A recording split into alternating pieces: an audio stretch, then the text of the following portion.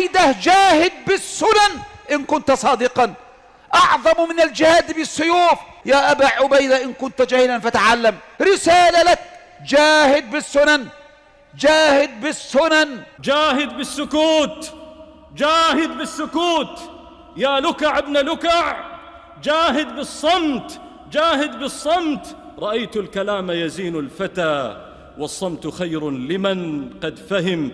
من حصاد الأربعين أيها السادة أن الهداية عزيزة، الهداية مكتسب عزيز. لذلك أكثر سؤال تردده كل يوم: اهدنا الصراط المستقيم. ومن عز الهداية أن بعض البدهيات قد تغيب على من كبرت لحيته واستدارت عمامته، فسلوا الله تعالى الهداية. ليس عليك هداهم ولكن الله يهدي من يشاء.